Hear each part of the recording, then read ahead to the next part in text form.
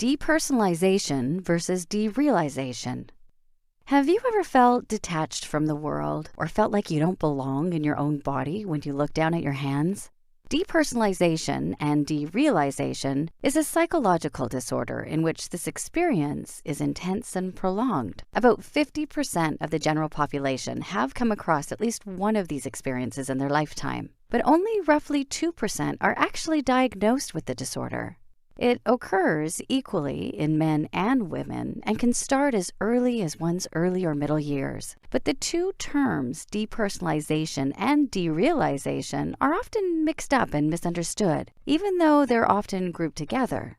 So what's the difference?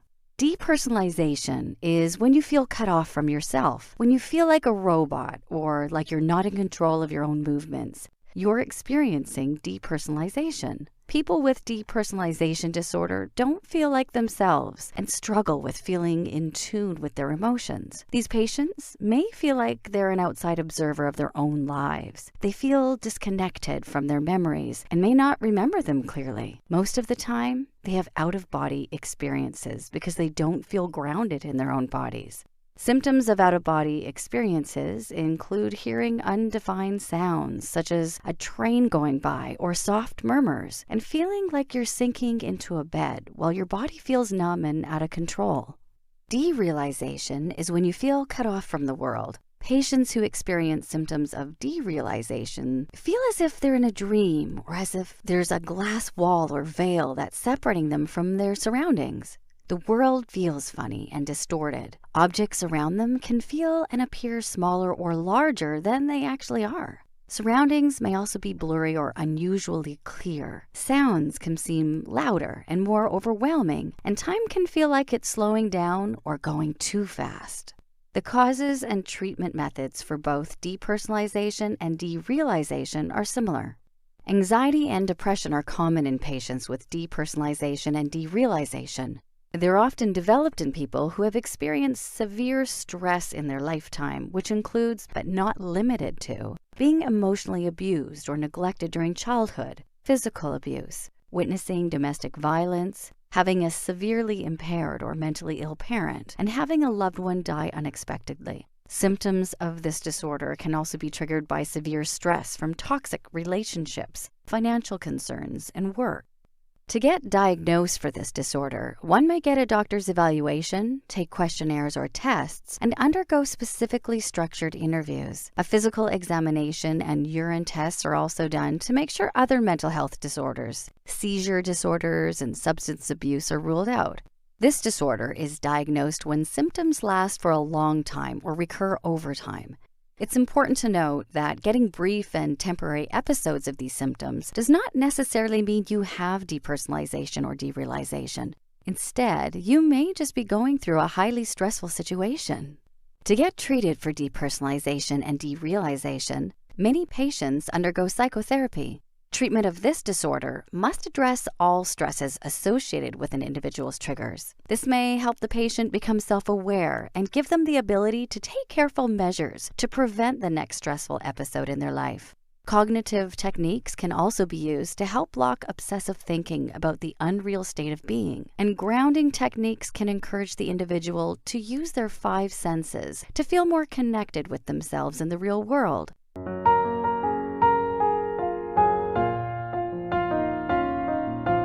Hi, I'm Allison, and I'm sharing today about my experience with dissociative amnesia. Dissociative amnesia is different than normal amnesia, which is caused by brain injury or disease. This is caused by overwhelming amounts of stress, which can happen in war times or in abuse or other traumatic situations. Mine is from growing up in an emotionally abusive environment. I've always known about it. Obviously, I know I don't remember most of my life, but it's been really hitting me recently. So on my birthday, I went out to dinner with friends, and my friend asked me what my best birthday has been so far. I could remember the past few, and I remembered one a long time ago when we had a party and we made tie-dye, and I said that one, and then I quickly was like, what's yours? But I was just like, I don't know. What did I do for any of my birthdays? I don't know. And it was actually really embarrassing and uncomfortable. I felt like there was this light on me. I got red and was like, oh my God, I don't know. um, yeah, and I realized that this is actually a problem. I have friends who clearly remember a lot of things and can recall specific memories and details, and I don't know. I just feel weird that I don't. But it is pretty common in the Adult Children of Alcoholics program. And from what I've learned, memories do resurface after dissociative amnesia much of the time. Sometimes they don't. Sometimes the memories are gone. What happens is you repress them, and your memories are buried so deeply that they're probably there, but they're not able for you to call upon. And sometimes they come back all of a sudden, and sometimes they come back slowly with triggers or therapy. And mine are coming back slowly as I'm hearing other people share their stories and talking about it more. I personally think that most of my memories are gone. I have mixed emotions about this. I kind of feel lucky that I don't remember everything because I know that it was painful to live through. Um, and so I do know that there's a blockage within me that part of me doesn't want to remember. And that may be why they won't fully come back. I do remember a point in time when something within me shifted. Um, I went from this happened and this happened and this happened to we fight every single day. Like just every day, things are hell. The distinction between fights, between all of the different crises, just disappeared. Everything became one big crisis. But what I'm realizing is that this distinction or lack of distinction occurred around the same time that I started to stop caring so much about my schoolwork. It was like really lazy, hastily doing homework in the morning before class. And when I'd start to like struggle getting up out of bed in the morning, like everything in life became hard and a struggle. And like I was just turning my wheels.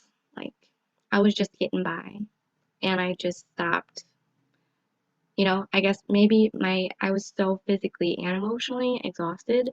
My memories weren't being stored properly. Like maybe that was exhausted too, that function. Another thing that I think is related to my dissociation is something that I do pretty often that I have been actively working on not doing, and that is I'll just kind of like blur my eyes sometimes by crossing them slightly and tune out from the world. And this will be when I'm alone, this will be when I'm in the middle of a conversation. There's really no pattern to it, but I think that this played a role in my like checking out, my like yeah. I have also learned that if you don't remember everything, that is a pretty telltale sign that there was some serious abuse and stress happening. I hope that there's someone out there who can resonate with what I'm saying and know that you're not alone. That's a big motivation for me to share this. I felt alone for a long time, and I now know that I'm not, and I hope that you know that too. So if you want to talk more about it, leave me a comment down below and I'd be happy to discuss this with you, your experience or more about my experience. But yeah, thank you so much for listening. I hope that you are having an awesome day and that you're doing well on your healing journey. And I'll talk to you soon.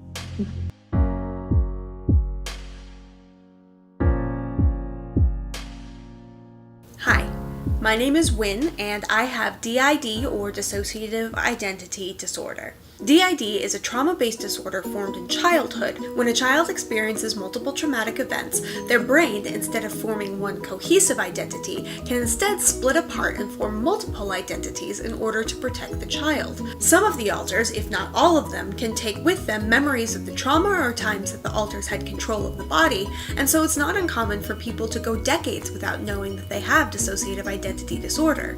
In my case, I didn't know until I was 26 years old. You might know DID by its former name, multiple personality disorder, or know it from media like this.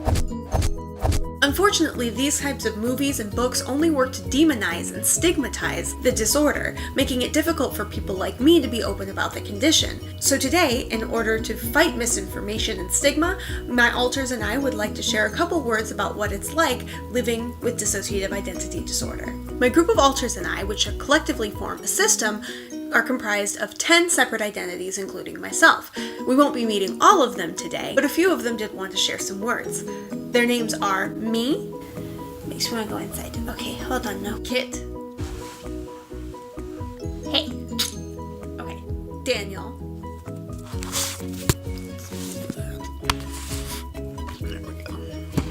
And mistletoe. Talking candidly is a little nerve-wracking for me. Normally we don't dress up to reflect our inner appearance in the outer world, but for the video today we decided to let our self-expression run a little wild. This is surreal. This is weird. I don't like reflective surfaces, and honestly she doesn't look as good as I do. This is weird.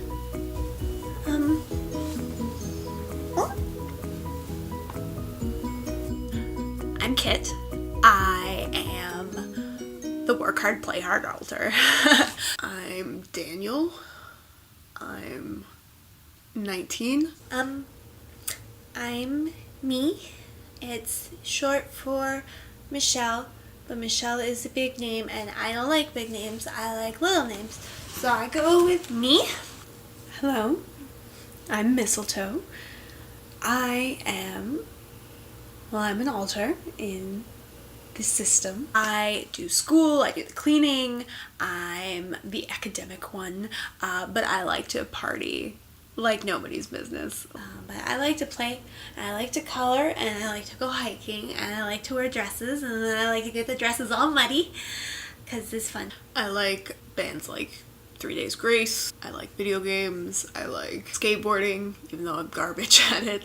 In the inner world, I am blonde and I have this gorgeous purple streak in my hair, but I couldn't have that, so I tried to do purple on my eyes. I'm in my late 40s and I have great, beautiful wings. I'm a fairy, and I have salt and pepper colors in my hair, the white coming through, especially in the bangs. But I think it's rather lovely. I think it adds a very nice touch of character, if you will.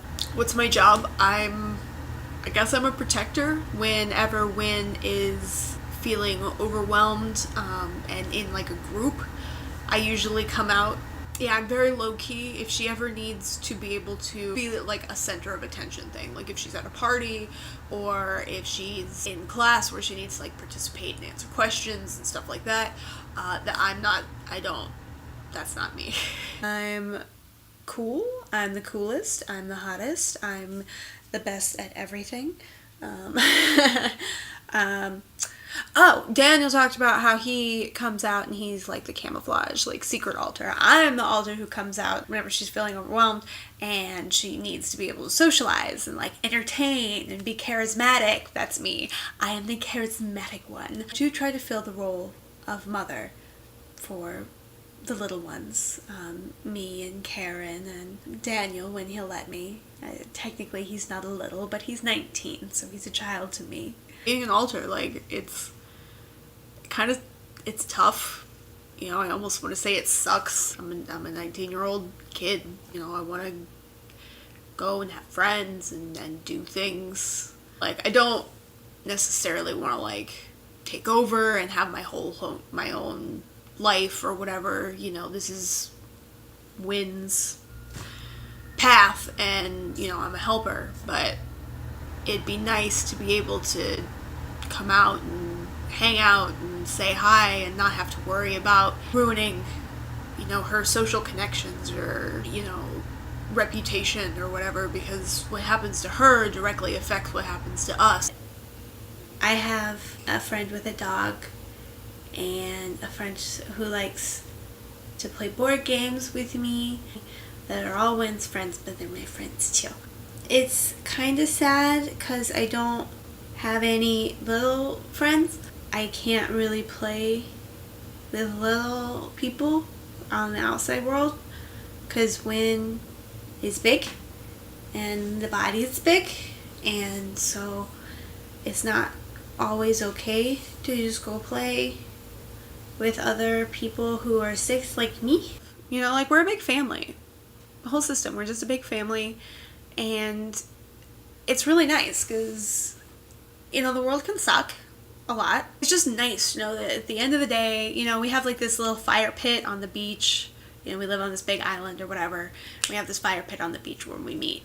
And it's just really comforting to, like, every night when the sun goes down, we light up the fire and it's all warm and illuminating this little spot with just, the 10 of us. It's nice. Wynn helps take care of me, and Daniel and Mistletoe and Kit. We've made quite a lovely environment for ourselves. Is it difficult being an alter? I would say so, but not in the reasons the others think so. As far as my own creative expression, I don't exist to be a free bird or a free fairy, if you will. I exist to take care of others. The only thing I would say is difficult is when you're working with a group of people, sometimes minds clash. And there are disagreements, and working through problems when you're in a family that's this big and this close can be a little difficult and a little embarrassing. But yes, I think that we make a very, very strong team. We've got each other, and even if it feels like the whole world is falling down around us, like, we've got each other, and that's pretty great, and I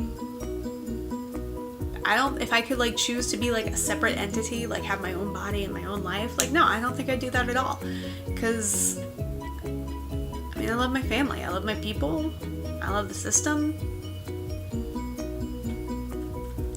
It's nice. I don't know what else to say, so I'm gonna go away now. Bye. Bye.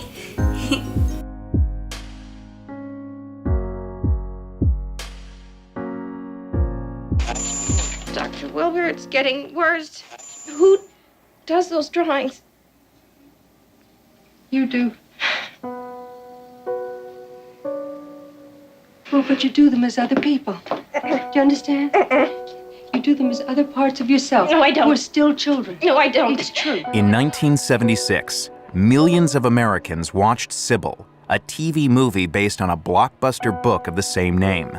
Sybil really introduced the country to the notion that someone could have multiple personalities. Said to have 16 distinct personalities, Sybil had a story that was emotional and terrifying. It's me. How did you figure out that you had this multiple personality disorder? So how did a rarely diagnosed psychological disorder turn into a cultural phenomenon?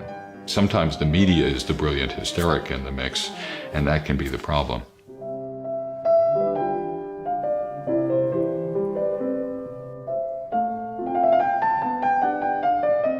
In the early 1950s, 2 doctors stunned the public with a patient they called Eve. Eve was a housewife from Georgia who appeared to have 3 distinct personalities. Could I speak with Eve Black, ma'am? Sure. Eve Black? I feel good. Good. No psychiatrist in the United States in 1954 was unaware of this case, including Dr. Cornelia Wilbur and a patient she was treating in the fall of 1954 named Shirley Mason, who would later become known as Sybil. At the time, Mason was a graduate student living in New York, but she had severe emotional problems that had long seemed to be taking over her life. Dr. David Spiegel's father would see Mason when Dr. Wilbur was on vacation. What we know is there was something seriously wrong. She didn't have a normal life despite being so intelligent. Mason had met Dr. Wilbur 9 years earlier in Omaha, Nebraska. Even then, Dr. Wilbur had been interested in multiple personality disorder. And she even recommended that Shirley read a classic book about multiple personality. Then, several months after their therapy began in New York, Mason arrived at Wilbur's office acting different. She came in seeming very little girlish, and she said something like, "Hi, I'm Peggy." To explore this further, Wilbur began an aggressive treatment similar to one she had used as a young psychiatrist. Back then, she would delve into the unconscious mind by injecting mentally ill patients with hypnotic drugs, or so-called truth serums. Now she used this technique on Mason. Now you look at me and you begin to get sleepy. 1, 2, 3, and you may go to sleep. Something happened last night at 10 minutes after 10. What happened? She died. Who is she? That other girl. What's her name? You know it? I don't know her name. Yes, dear, you do. No, doctor, I don't know her name. I don't see her very many times. And what did she say? She talked to me. And what did she talk about? I feel sick. It's all right, sweetie. What's your name? I'm Shirley. She said her name was Shirley. How old are you? 11. So there are two Shirleys, the 11-year-old Shirley and the grown-up Shirley, right? What stopped you from growing up, sweetie? Sweetie? Sweetie? Dr. Wilbur ultimately identified 16 distinct personalities. There was a little girl who called herself the grandmother. She had a little boy personality named Mike. There was Vicky, and she had another one named Peggy Ann. And Wilbur had a strong suspicion about what caused Mason's other selves. Dr. Wilbur was looking for trauma. She had this idea that something terrible had made Shirley split. She didn't really know what it was, so Shirley would be questioned pretty ruthlessly about things that her mother might have done to her, with a lot of specific suggestions by Dr. Wilbur. And what she, quote, remembered, unquote, was her mother tying her up, sticking implements up her genitals, all kinds of really terrible things. Rather than publishing her findings in a scientific journal, Dr. Wilbur approached a journalist friend, Flora Schreiber, about the possibility of writing a mass-market book. She agreed, but only if Mason's personalities had merged. 3 years later, Schreiber got a call from Shirley Mason. Flora Schreiber came over to Shirley's apartment, and she'd had some sort of a fit. She fell down, writhing, and then jumped up and jumped all over the place. After that, she was integrated. That's the way it was described by Flora Schreiber. She was integrated. Their book, Sybil, sold more than 6 million copies. You call me sweetie? And the TV movie that followed was a smash hit, turning the story into a sensation. My next two guests have an amazing and frightening story. Will you welcome, please, Dr. Cornelia Wilbur and Professor Flora Schreiber. This is just one of the most fascinating cases, I guess, that's ever happened in psychiatric history. Do you have a feeling that there are a lot more of them that never come to light? Yes, I do. Except the doctors don't recognize it. Has anybody suggested this is a hoax? He needed some evidence. Hoax has been breathed down our necks by various people at various stages of this project. Actually, it isn't a hoax. Tragically, it isn't a hoax. It would be much better for Sybil and possibly for all of us if it were, because this was dreadful to bear. This is true. It doesn't sound plausible. It doesn't sound possible, but true it is. Before Sybil, multiple personality disorder was so rare that only 100 cases had ever been reported in the medical literature. Less than a decade later, in 1980, the American Psychiatric Association officially recognized the disorder, and the number of patients diagnosed rose into the thousands. Are you with me? No. You really believe these are all distinct personalities, different? Oh, without a doubt. You can see it. Today we're talking with people who have been diagnosed with multiple personality disorder. I'd like you to meet Kim. She says she has at least 15 different personalities in her body. Today we'll meet Ray Lynn, a woman raising 4 kids while struggling with over 300 personalities inside her mind. After the public fascination with this, entire hospital units were turned into treatment centers for multiple personality disorder. Dr. Wilbur, too, would open her own treatment center. Let's talk to Susie. You can begin to grow up. The personalities are all perfectly whole, but they're totally separate people. I came in for depression, and I left with multiple personalities. In the mid-'80s, 29-year-old Jeanette Bartha, who had suffered for years with clinical depression, was also diagnosed with multiple personality disorder by her psychiatrist. It was probably our first or second session. He asked me who he was talking to. I just said, I just feel like a boy. And I was wearing a boy's shirt, and his response was, who am I talking to? What's your name? And it was very confusing. I didn't know what he meant, and he just kept saying, what's your name? Who am I talking to? So I gave him the first name that popped into my mind, and I said, Danny. Her psychiatrist conducted therapy sessions under hypnotic drugs.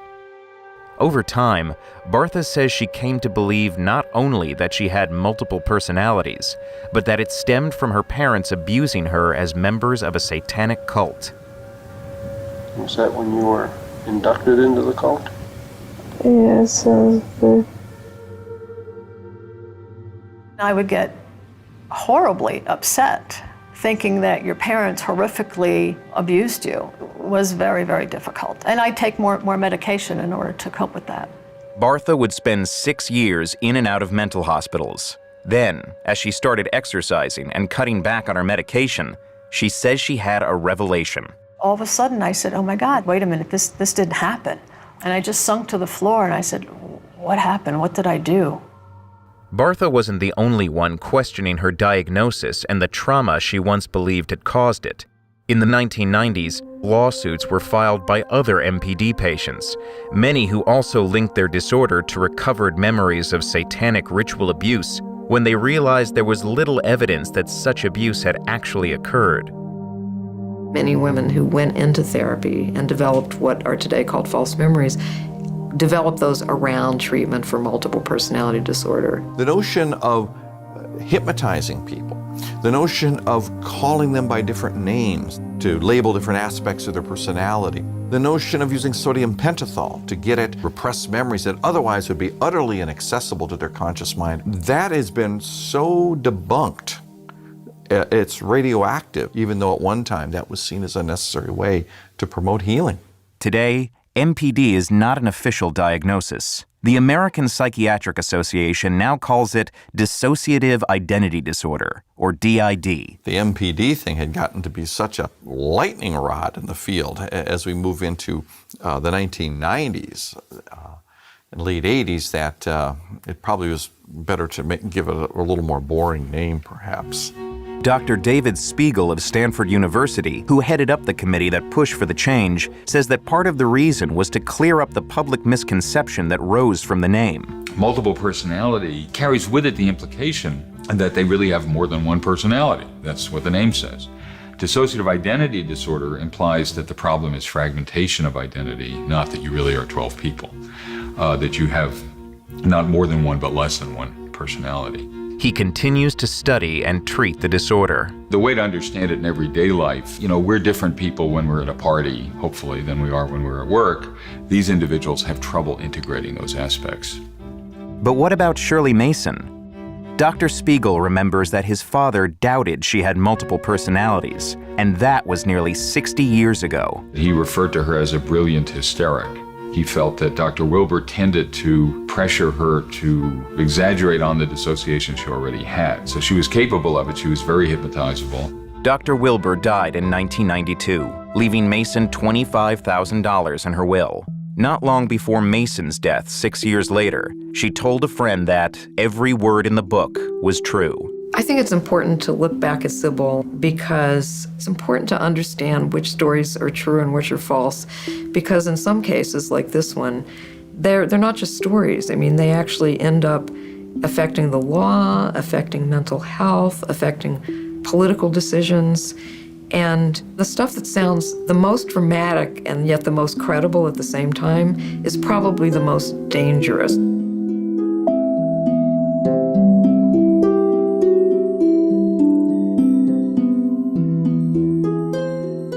And just lots of conflicting emotions about someone that we had a crush on. Like,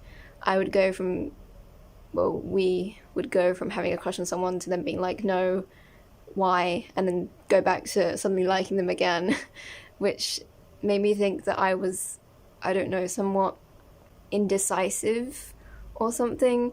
But obviously that was just me remembering what other people had been sort of thinking. And I think it took us realizing that we had OSDD for me to realize that we all had set sexualities and that it wasn't all over the place like I thought. And in terms of sexual attraction, we would go from being really, really attracted to someone and then being absolutely repulsed by any idea of sex whatsoever. So that made me really confused about myself as well. And honestly, it was only after doing a lot of research as into what was wrong with me, because I at least knew that we had PTSD, but that's it. I thought we had PTSD and dissociation, and that was sort of it. And then I realized that the times where I didn't feel quite so in control of myself were the times that my personality had suddenly done a 360 and turned into something completely different. Because I always thought, you know, when people say things like, when I'm around different people, my personality changes, etc., etc., I thought that what I was doing was just sort of like that, you know. I thought I was just changing my personality to fit the situation, you know, subconsciously. And then I realized that that wasn't quite what was going on. Because we all have very different ways of thinking and different opinions. And once I found out about DID and OSDD, then it started to make sense that I wasn't just doing the normal things that all these other people do. Like, I would write off my inner world as just sort of daydreaming and, you know, imagining things like everyone else does. My sudden personality changes were just like, oh, you know, I have lots of mood swings. And with the sexuality changes, I'm like, oh, sexuality is fluid, gender is fluid. I thought that these were normal things. I mean, obviously they are normal things, but I think they are things which can be misinterpreted to someone who has a disorder, and they will think that what they're experiencing is normal, but it's actually part of their disorder. And, you know, everyone wants to think that there's nothing wrong with them because life is easier that way. But then also, once you've figured something out, then you can work on adapting to life with that. So I think after accepting that, we have come to understand ourselves a lot more and become, in some ways, more cohesive as a person, because when we have to pretend that we're one person, then we know what other people in the system think, so we can sort of compromise a bit to pretend that we are one. And you know, it's kind of tough sometimes, because I would think that I was being two-faced or kept on lying about myself, because the things that I thought were true facts about myself, then I would say something differently. But it wasn't me saying it technically. Like, I was there, I could tell it was going on, but it wasn't me doing it. It's one of the others. Yeah, I guess to anyone else out there who's experienced this, I would like to know what kind of problems you've had to overcome in relation to what was I saying? Working out. Work yourself out. There we go.